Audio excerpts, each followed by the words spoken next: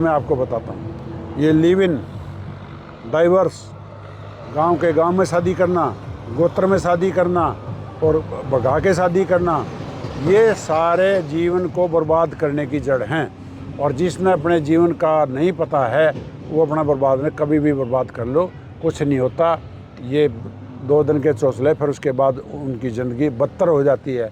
और मैंने तो लव मैरिज वाले भी यूँ कहते देखे हैं, पहले तो ऐसा नहीं था और पहले तो ऐसी नहीं थी। दशका ने प्रियंका को हाड़ की नाम राम। और भाई एक टाइम था कि गांव को हाड़ की बेटी अपनी बेटी मानी जाया करती, अगर कितने मिल भी जाती तो मान सम्मान खातर 10 रुपये जरूर देगा करते। लेकिन अगर आज के टाइम की बात करें तो ये जमाना ही बदल गया है। गांव की गांव में ब्याह करना गे और एक और चीज जो लिव रिलेशनशिप है, तो भाई लगातार है जो अपने बड़े बुजुर्ग है, खाप पंचायतें हैं, हिंदू मैरिज एक्ट में बदलाव करने की कोशिश करवाना रही है। तो आज हमारे साथ है ताऊ समुंदर लाठर, जो भी बड़े सामाजिक है और उम्र भी हो रही है। तो उसके हिसाब से ताऊ ने पूछेंगे कि पहले के जमाने में और ईब के जमाने में कितना बदलाव आ गया। ताऊ राम राम। राम राम बेटा। तो ताऊ पहले था, पहले गांव को आने की बेटी ने बेटी मान्या करते। पहले तो ऐसा था, 36 जात की जो लड़कियां होती थी वो उस गांव की बेटी होती थी और बेटी आज भी हैं। लेकिन जो फ़र्क आया है वो एक अलग चीज़ है। गांव समाज तो आज भी बेटी ही मानता है। और पहले क्या होता था, कोई भी गांव के अंदर शादी होती थी, 36 जात का बटेऊ बटेऊ होता था और 36 जात की लड़की लड़की होती थी। और कहीं पर भी लड़की मिल जाती थी, एक बार गांव का नाम आ जाओ, उसके पिताजी का नाम पूछ लिया करते, जानकारी काट लिया करते, भाई किसकी लड़की है, और वो उसकी मान करा करते, अपनी बेटी बताया करते। लड़की बड़ी खुश होती थी, भाई मेरे गांव का या मेरा ताऊ चाचा कोई भी आया है, तो वो बड़ी खुश होती थी। वो था समाज।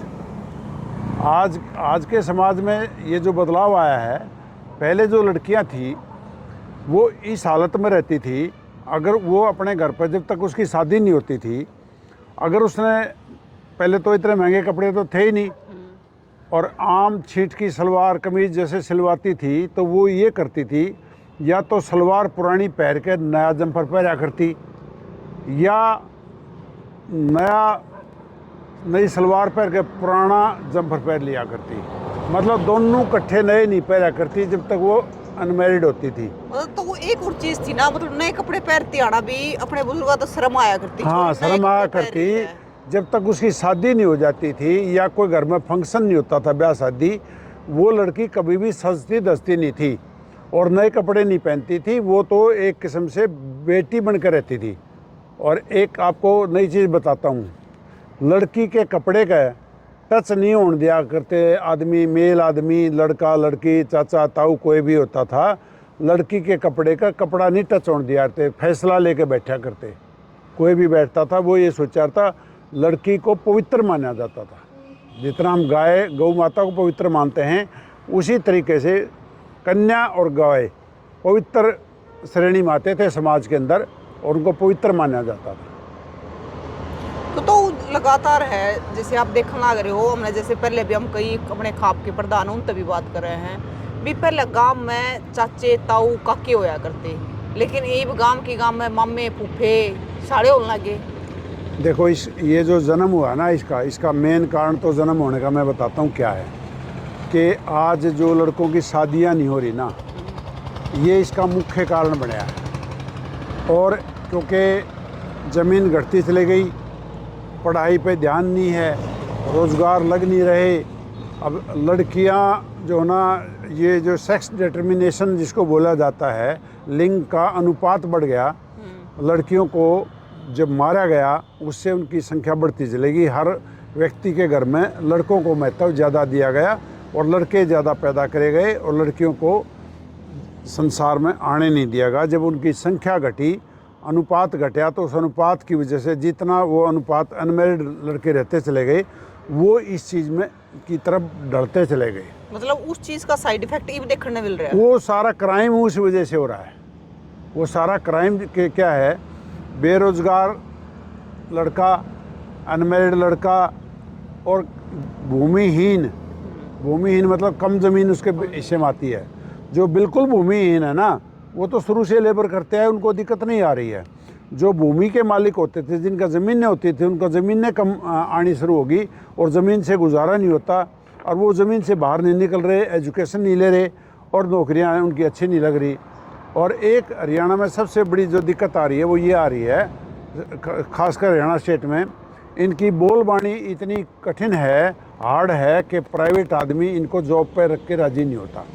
और ये जहाँ लग जाते हैं ना, वहीं यूनियनबाजी करना, हुल्लड़बाजी करना, वहाँ पर क्राइम करते हैं। इसलिए इन जैसे बिहार यूपी से आदमी बढ़ते जा रहे हैं प्राइवेट नौकरियों में और इनको रोज़गार नहीं मिल रहा। और रोज़गार ना मिलने के पीछे 3-4 चीज़ें डेवलप हुई है। एक तो ये गैंग बने, बदमाशी बढ़ी, चैन स्नैचिंग बढ़ी हैं, ये मर्डर बढ़े और ये मतलब लिव इन रिलेशनशिप भी इसी का कारण जन्मदाता बना है इसका लिव इन रिलेशन, कि उनकी शादियां होती नहीं। अब शादी नहीं होती तो वो लड़के कहीं कहीं दाएं बाएं अपना कोशिश करते हैं। अब हमारी गलती कहाँ से शुरू होती है? हमारी गलतियाँ ये होगी कि लड़कियों की कीमत तो पहले समाज में थोड़ी सी उन पूरी नहीं मानी जाती थी, बराबर का दर्जा नहीं दिया गया लड़कियों को, पढ़ाने में, खिलाने में, रखने में लड़कों को ज़्यादा महत्व दिया जाता था। अब कमी होने की वजह से जिस चीज़ की कमी हो जाती है समाज में, उस चीज़ की कदर बढ़ जाती है। लड़कियों की कदर बढ़ गई, कदर बढ़ने से लड़कियों ने उस चीज़ का ना थोड़ा सा समाज का ध्यान ना रखते गलत रास्ते पे चलना शुरू कर दिया। देखो, लड़का कोई नहीं भगा के ले जा सकता जब तक लड़की उसके अंदर हिस्सेदार ना बने।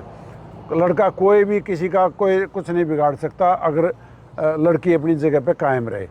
तो वो गांव में क्या हो गया कि ये जो सोशल मीडिया आया, टीवी आया, ये जो आज क्या आते हैं चैनलों पे, धारा पर क्या बोलते हैं इनको से, नाटक आते हैं, इनमें जो दिखाया गया, इनसे जो ना एक सोशल कस्टम बिगड़ता चला गया, सामाजिक ताना बाना बिगड़ता चला गया और आदमी ने वो चीज़ें ज़्यादा अच्छी लगने लगी और उसके माध्यम से भी ये ख़राब हुआ। अब मैं मुद्दे पर आता हूँ। मुद्दा क्या है कि सबसे पहले किसी भी लड़की को, लड़के का नंबर तो बाद में आता है, किसी भी लड़की को इतने लाड प्यार से माँ बाप पालते हैं, पढ़ाते हैं और अपने पैरों पर खड़े होने लायक करते हैं। अगर तुम्हें पैरों पर नहीं खड़ा किया जाए तो तुम माँ बाप को कहते हो हमारे को पढ़ाया नहीं, हमारे को बाहर नहीं निकलने दिया, हमारे को बेड़ियों में जकड़ के रख लिया। और जब तुम्हें आज़ादी दी गई तो तुमने उसका गलत इस्तेमाल करना शुरू कर दिया। अरे माँ बाप को इतनी खुशी मिलती है जब अपने हाथों से विदा करता है, अपने हाथों से लड़का चुनता है, अपने हाथों से घर चुनता है और उसका गुजारा चुनता है, उसका ख़ानदान चुनता है। तो वो सारे राइट माँ बाप के पास थे। और वो माँ बाप के राइटों को इन्होंने धराशायी कर दिया। जो आज मैं सबको तो नहीं कह सकता, पर कुछ लड़कियां जो कर रही हैं उससे क्या है, माँ बाप की गर्दन नीची हो रही है, माँ बाप की बेइज्जती हो रही है और माँ बाप उनको पैदा करके पढ़ा के पछतावा भी कर रहा है कि मैंने ये काम करने से पहले इसकी शादी कर देनी चाहिए थी। तो जो आज़ादी लड़कियों को मिली, तुम्हें मिली थी अपना करियर बनाने के लिए, पढ़ाई करने के लिए, तुम्हें अपने आप को एक स्वतंत्र बनने के लिए, वे अपने पैरों पर खड़े होने के लिए और परिवार पे बोझ ना बन के तुम कंधे से कंधा मिला के कमाने लायक बनो, वो उसके लिए तुम्हें आज़ादी दी गई थी। और तुमने उस आज़ादी का गलत इस्तेमाल करना शुरू कर दिया। और वो माँ बाप जो अपने हाथ से विदा करता था, माँ उसके बटेऊ के सिर पर हाथ टेक कर पुचकारा करती, ठीक है, पूरा परिवार खड़ा होता था, पूरा गांव खड़ा होता था और उसके बीच में विदाई होती थी।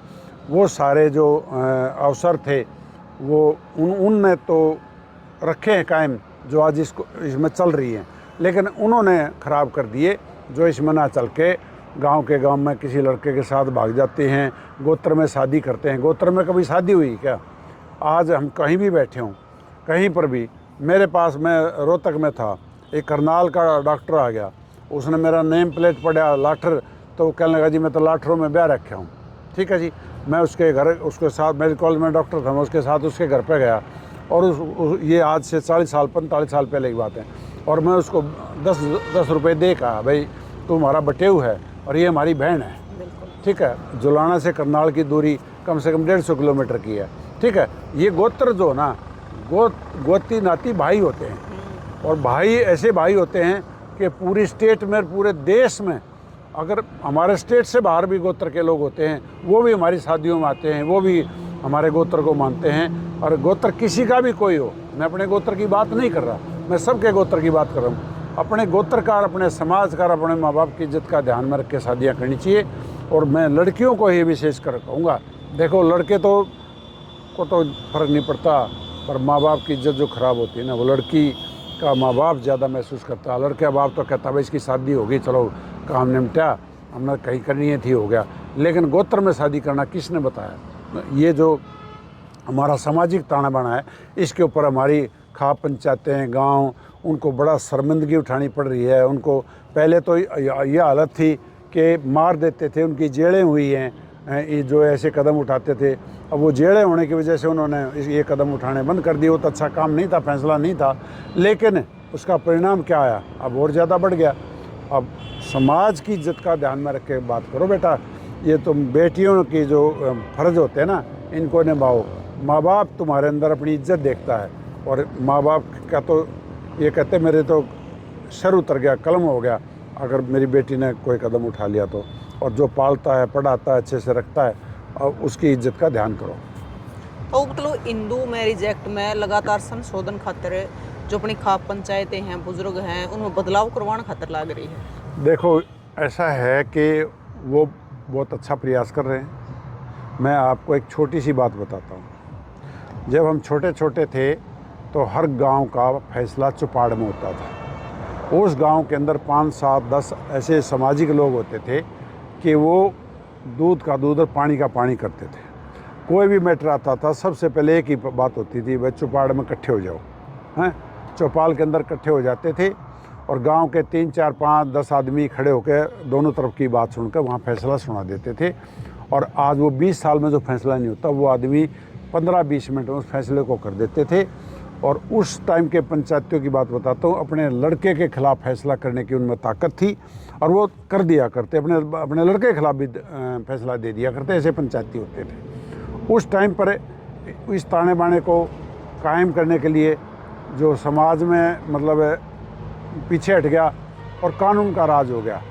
कानून क्या है? संविधान बनता है पार्लियामेंट में और विधानसभा में, और वो कानून का राज होने की वजह से क्या हो गया कि उन्होंने तो वो तो ना तो जात को मानते, ना वो धर्म को मानते, ना वो गोत्र को मानते।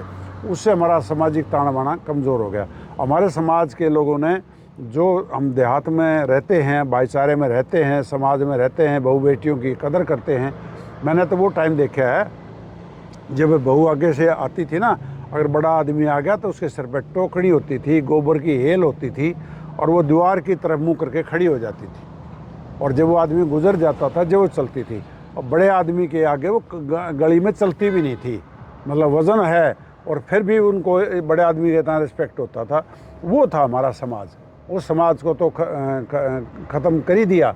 लेकिन ये एक और भी घटिया सत्र की बात होगी, उन लोगों को का जीना हराम हो गया जो आज ये गोत्र में शादी होती हैं। अरे हम तो गोत्र छोड़ो, एक गांव में अगर 4 गोत होते थे, उस गोत्र की सगाई नहीं लेते थे। 8 गोत होते थे, उस गोत्र की सगाई नहीं लेते थे। उस डायरेक्ट वो गोत नहीं होना चाहिए, उस गोत की लड़की नहीं आनी चाहिए। तो वो कैसे उसको, और ये कहाँ रह पाएंगे ये लोग, कैसे होगा? वो तो उन्होंने कहते हैं कि एआई का ज़माना आ गया, इब्बी भी उन पसली बात ना पकड़े रहोगे, उन हमें पकड़ कर चले जाओगे। अब बता दूं आपको एआई की बात। जिस घर के अंदर, जिस व्यक्ति के अंदर संस्कार नहीं है ना, वो सबसे ज़्यादा कष्ट में वो परिवार है जिनमें संस्कार नहीं है। और जिस समाज में संस्कार नहीं है ना, सबसे ज़्यादा वो एआई क्या करेगी? ये रोज़ संदूक लदन लग रही उल्टी। डाइवर्स हमने कदे ज़िंदगी में ना देखा, 100 गाँव में ना सुना करे एक डाइवर्स होया हुआ। अब कोई गांव छोड़ो, तो मेरे ख्याल में शायद कोई गली ना बच रही हो जिसमें डाइवर्स ना हुआ हो। तो अब आप क्या करोगे? इस चीज़ का क्या इलाज आपके पास? अब एआई क्या करेगी? जो लड़की घर में आके बैठती है, ना तो उसको समाज अडॉप्ट करता है, और ना उसको दोबारा दूसरे कहने लग जाते हैं, दूसरी जगह शादी होगी तो वो उस बेचारी को जो रिस्पेक्ट पहली शादी में मिला था वो ज़िंदगी भर नहीं मिलता। मैं तो एक बात कहता हूँ, जहाँ जिस लड़की का शादी होगी वहाँ से दुख है से सुख है, अपना उसी घर में पहले रहा करती, उसी घर में से उसकी डेड बॉडी निकला करती। और आज भी मैं तो एक ही बात कहता हूँ, जिसकी जहाँ शादी होगी, दुख में हो चाहे सुख में, उसमें रह लो। मैंने उन लड़कियों की, मैं सामाजिक काम करता हूँ, फैसले भी करवाए मैंने, ये शादियों के झगड़ों में भी मैं कई जगह जाता हूँ। मैंने जो उठा के लाते हैं ना, वहाँ से सामान उस लड़की का, और जो बनते हैं हिमाती माँ बाप, मैंने उन्हीं माँ बापों द्वारा, उन्हीं भाइयों द्वारा उस बहन को आंसुओं से रोते हुए देख रखे, उस बेटियों को आंसुओं से रोते। माँ और बाप ये कहते हैं हमारे से गलत फैसला होगा, उधर हम इसका सामान ले आए, अगर ये वहीं रहती ना तो इतनी दुखी नहीं होती। उससे सारे घर के भांडे उस लड़की से मंजवाते हैं जो वहाँ से वापस आती है, और सारे घर के काम उससे कराते हैं, और उसके बच्चों की कदर नहीं होती, उसकी कदर नहीं होती। और सारी उम्र वो और जो राजा रानी की तरह रहती थी ना, जिस घर में ब्याह रखी थी, वो दासी बन कर रहती है उस घर में जहाँ वापस आती है। कभी भी किसी लड़की को वापस आने की गलती नहीं करनी चाहिए, और ना तो भाभी एक्सेप्ट करती, ना भाई एक्सेप्ट करते, और माँ बाप की चलती नहीं है, और उन लड़कियों की ब्रांड माटी होती है। मैं तो कहता हूँ कभी भी डाइवर्स नहीं लेना चाहिए। और ये डाइवर्स जो हो गए, ये AI के ज़माने ही हो रहे हैं। AI क्या होता है? AI संस्कारों से घर चलता, संस्कारों से समाज चलता, और जिस घर में संस्कार नहीं है ना, वो घर कति कष्ट में है, कठिनाई में है, और वहाँ पर कोई सुखी नहीं है। जहाँ बाप बेटे में का, बहू छोरी का, भाई बहन का, सास बहू का, अगर वहाँ पर अंतर नहीं है, रिस्पेक्ट नहीं है, तो वो घर रहने लायक नहीं है। और आज इन चीज़ों की वजह से घर नरक बनते जा रहे हैं। ये है AI का ज़माना। तो मतलब आपको के मतलब डिवोर्स सब तो ज़्यादा की वजह होगी कि मतलब ब्याह ना थोड़े दिन हुआ है, डिवोर्स एक जगह तो लेकर दूसरी जगह ब्याह हो जाए, फिर दूसरी जगह तो भी कि डिवोर्स हो जाए।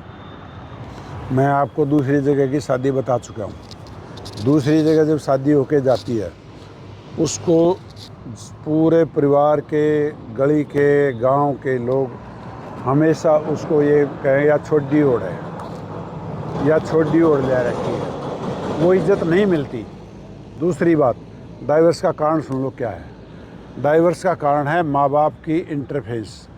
लड़की की शादी होने के बाद हमने वो ज़माना देख रखा है। कोई भी बात होगी ना, अगर लड़की बगैर ससुराल वालों की परमिशन के आ गई, तो बाप का पता क्या हुक्म होता था? माँ का तो कुछ जिक्र ही नहीं था, माँ की तो सलाह नहीं करती। बाप का ये हुक्म होता था, भाई इसकी गठड़ी था, ठीक है, और उल्ट पर उड़े छोड़ कर जगत आई है। भाई जाता था और वहीं छोड़ के आता था। और वो क्या करते थे, वो अपनी लड़की को समझाते थे, धमकाते थे, और बटेव को कुछ नहीं कहते थे, सास ससुर को कुछ नहीं कहते थे। वो ये कहते थे, भाई थारे ब्याह दी जैसे रखी जा वैसे रख लो, हम मारा नहीं आनी चाहिए। और वो जो कहते आ तो सोव है, लड़का आड़ा मत आजिए, और बिना ससुराल वाली परमिशन के मत आजिए। जब चला करती जिंदगियाँ। डाइवर्स होने का मतलब ही क्या है? रोज़ 1 मिनट में ठाला सामान, आ जा तू घर पे, अरे बुला तो किसी को भी ले, बुला के रख कितने दिन लेगी। ये जब से स्त्री प्रधान समाज हुआ ना घरों के अंदर, माँओं की चलनी चालू हुई है, तभी से डाइवर्स बढ़े हैं। माँ समाज में नहीं रहती, बाप समाज में रहता, उसको पता है समाज कैसे चलता है। अब माएँ समाज चला रही हैं, इस वजह से डाइवर्स बढ़ रहे हैं। और माँओं की इंटरफेरेंस अपनी बेटी के घर में इतनी बढ़ गई है, कुछ फ़ोन के माध्यम से, और कुछ इस तरह हो गया, अब तेरी शादी होगी तो न्यू कर दे, ये कर। ये सजेशन देने की क्या ज़रूरत है? जो घर में बेटी आती है ना, उस जो बहू आती है, उसको तो बेटी बना के रखो, और जो बेटी जाती है ना, उसको कहो वहाँ जाके बहू बन करे। कभी भी डाइवर्स नहीं होगा। ये जो संतुलन था, ये बिगाड़ दिया आज की महिलाओं ने, और इसी वजह से डाइवर्स बढ़ रहे हैं। लोग क्या करते तो कि राजी खुशी सोबा आप रोज का हमारे घर आनी है। ये बिल्कुल नहीं कहा करते, उलट पैर उसी टाइम छोड़ के आ करते। साधन भी नहीं थे, बसें भी नहीं थी, और पैदल जाके भी मतलब रात को नहीं रखते थे, चाहे रात में 10 बजे घर बढ़ो, उससे घर में उससे दिन छोड़ कर आ करते। तो आप कह रहे हो कि मतलब महिलाएं है इंटरफेयर ज़्यादा कर रहे हैं, माँ है जो ज़्यादा इंटरफेयर कर रहे हैं बेटिया की ज़िंदगी में, ज़्यादा डिवोर्स हो जाए। लेकिन बहुत सारी महिलाएं ऐसी भी हैं जो घर भी चला रही है अच्छे तरह, पालन पोषण भी कर रही है अपने परिवार का, जहाँ पर मर्द नहीं अपना दायित्व निभा रहे। देखो, जहाँ मर्द दायित्व नहीं निभाओगा ना, वहाँ तो औरत ने घर संभालना ही पड़ेगा। मैं तो एक बात कहता हूँ, मर्द इतना सक्षम होना चाहिए कमाने में कि औरत को घर संभालने के लिए ही छोड़े, कमाने की ज़रूरत ना पड़े। जो मर्द कमाने में सक्षम नहीं है, पूरी मेहनत नहीं करना जानते, पूरा कमाना नहीं जानते, चलो उनके घरों में औरतें अगर जॉब कर रही हैं अच्छी बात है, चलो बराबर की इनकम दे रही हैं अच्छी बात है, बराबर घर संभाल रही है अच्छी बात है। मैं ये नहीं कहता कि औरत में घर नहीं चलाना आता, औरत भी घर चलाना जानती है, आदमी भी घर चलाना जानता है, लेकिन अंडरस्टैंडिंग मिलानी चाहिए। आदमी ने औरत की सलाह से घर चलाना चाहिए और औरत ने आदमी से मिलजुल के घर चलाना चाहिए। ये जो एक जना घर चलाता ना, उससे भी विवाद पैदा होते हैं। लेकिन दिक्कत कहाँ आ रही है? दिक्कत ये आ रही है कि आदमी ने कहने लगी तू तो बोलिए मत, चुपचाप बैठ जा, जो मैं कहूँ वो करे, ठीक है, और तू आ जा, मैं आप देख लूँगी, मैं आप संभाल लूँगी। मैंने ऐसे ऐसे मैटर देखे हैं, मैं आपको 1 मिनट लूँगा। एक हॉस्पिटल में, मेरा दिल्ली में हॉस्पिटल है, वहाँ पे एक लड़की फिनाइल वगैरह पी के आ गई, उसके पिताजी आ गए। मैंने उसके पिताजी को एक ही बात कही, तने लड़की इस घर में रखनी है आके अपने ले जानी है, बता दे मेरे ती। अगर तना घर में रखनी है तो उठ पर यहाँ से चला जा, कोई कार्रवाई नहीं, मैं इस नाप सुलट लूँगा।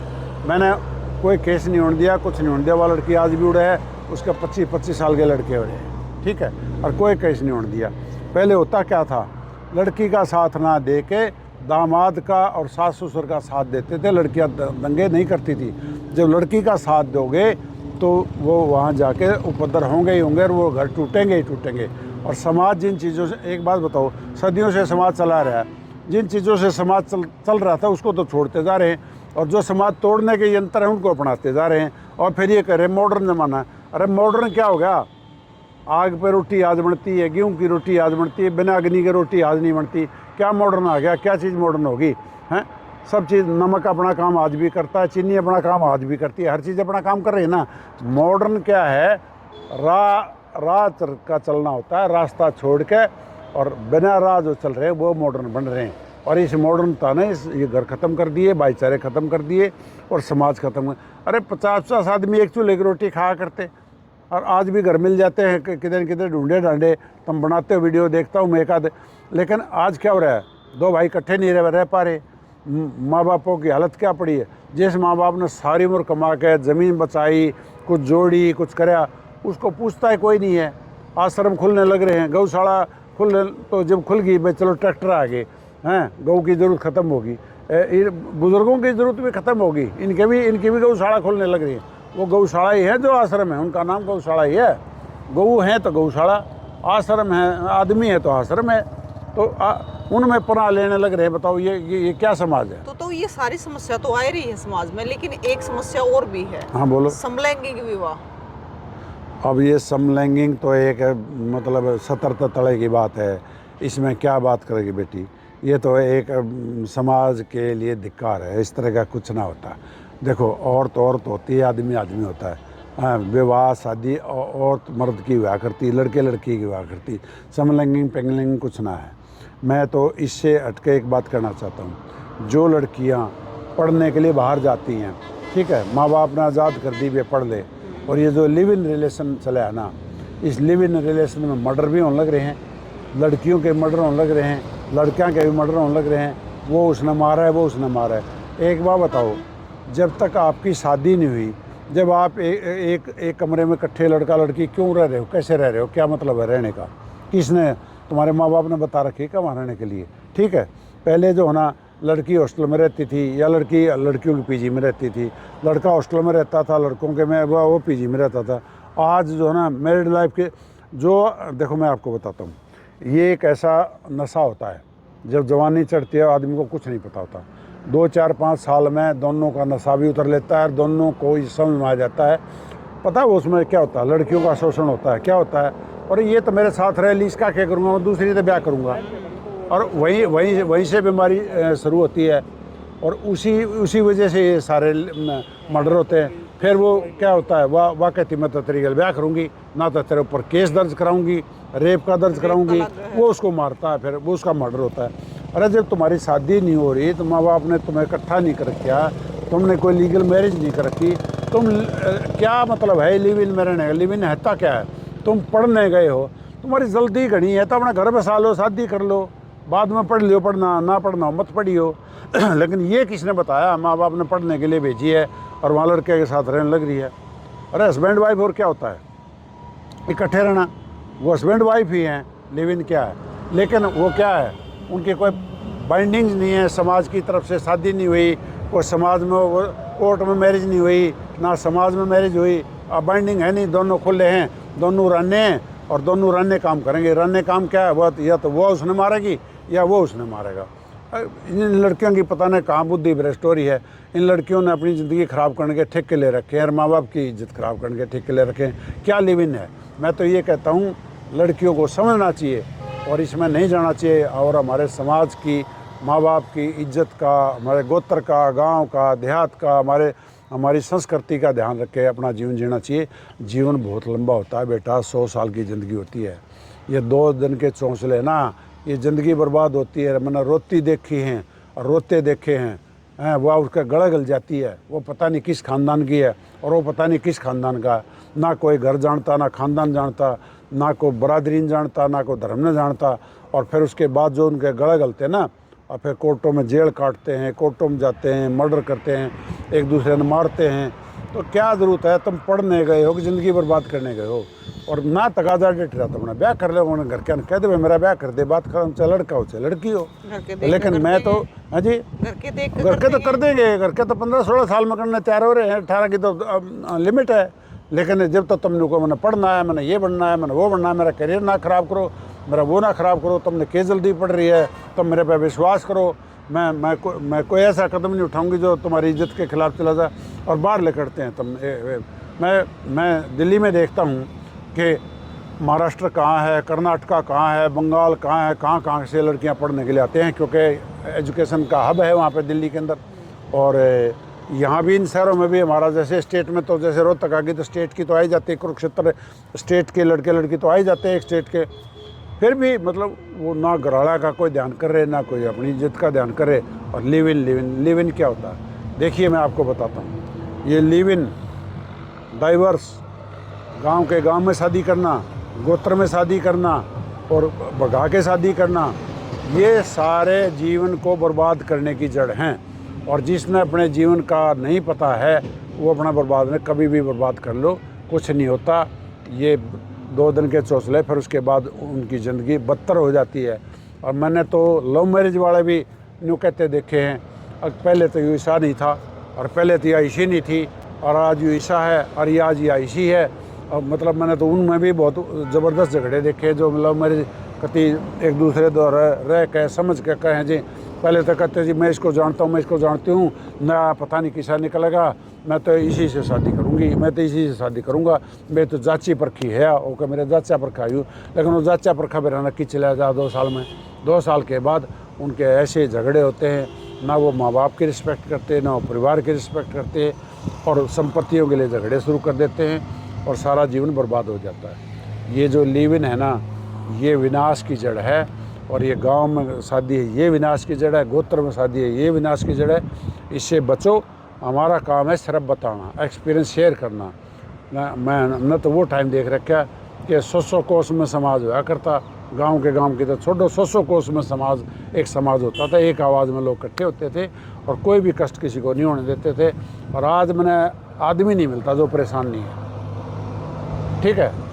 और मैं तो अपने से बताता हूँ, मैंने कोई परेशानी नहीं है, कतई खुशी रहता हूँ। क्यों? क्योंकि ये कर्मों के बारे में भागना नहीं, सोचना नहीं, करना नहीं, और भगवान को नजर मान के जीवन जियो। और जीवन बार बार नहीं मिलता, अच्छे से जीवन को बनाओ और खड़े हो अपने पैरों पर, और अपने माँ बाप की, अपने गांव की, अपने इलाके की, अपनी कौम की, अपने देश की इज्जत में साजियो। मेरा कहना यही है। तो आज भी हमने बहुत सारी ऐसी बेटियां देखी हैं। चलो यो भी आप जो कह रहे हो कि लिव इन मैरिज लाग जाए, यह चीज़ भी हो रही है आज के टाइम में, खूब हो रही है। लेकिन आज भी कुछ परिवार की बेटियां ऐसी हैं जो बाहर पढ़ रहे हैं, बड़ी बड़ी अफसर लाग जाए, और फिर भी परिवार की सहमति से शादी कर रहे हैं। कमाल है, बीज नाश थोड़ा गया है क्या इनका।